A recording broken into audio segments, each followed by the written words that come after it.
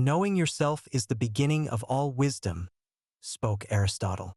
To thine own self be true, declared Shakespeare. The unexamined life is not worth living, proclaimed Socrates. One who knows others is wise. One who knows oneself is enlightened, taught Lao Tzu. These words echo across time, carrying a warning that humanity would ultimately fail to heed. In the end, it was not war alone that claimed us, nor pollution, nor the relentless hunger of consumption. It was something far more fundamental, our inability to truly see ourselves. We built monuments to our greatness while remaining blind to our nature. We created technologies that could preserve all knowledge, yet we could not preserve the wisdom to use it. The cities fell silent. The highways cracked. The towers that once scraped the sky became nurseries for vines and sanctuaries for birds. Nature did not conquer humanity. It simply reclaimed what had always been its own. In our absence, the earth began to breathe again. What remained of human civilization crumbled into dust. The oceans and forests reclaimed the land, and all that was left of humanity's legacy was microscopic debris interwoven into the cells of what would become the One Gooch. The planet was silent, save for the whisper of wind through endless lattices of vine and bark and flesh and skin.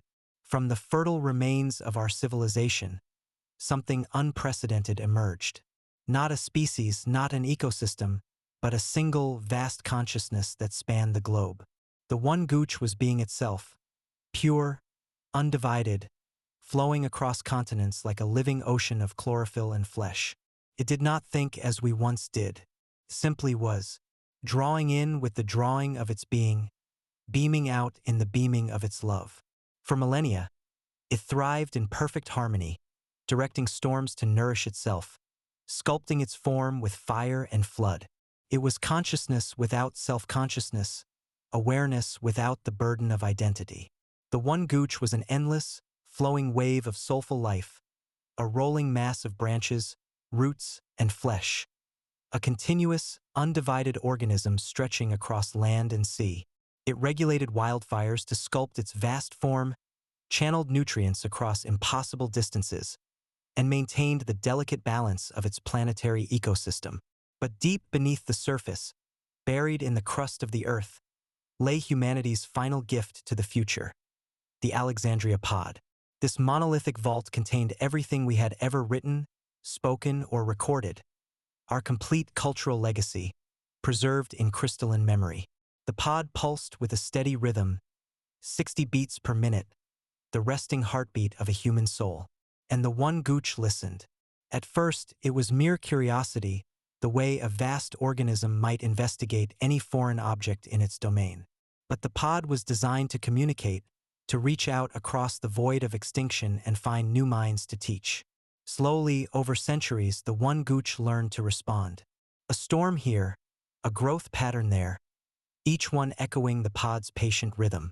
And when the pod recognized intelligence in these responses, it began to share its greatest treasure, the gift of language itself.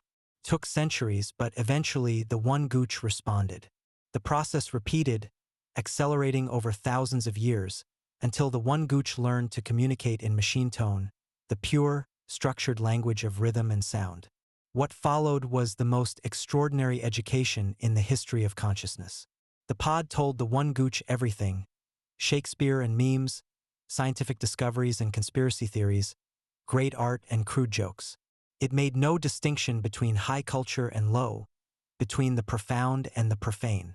All of it was human and all of it mattered. The pod had no bias.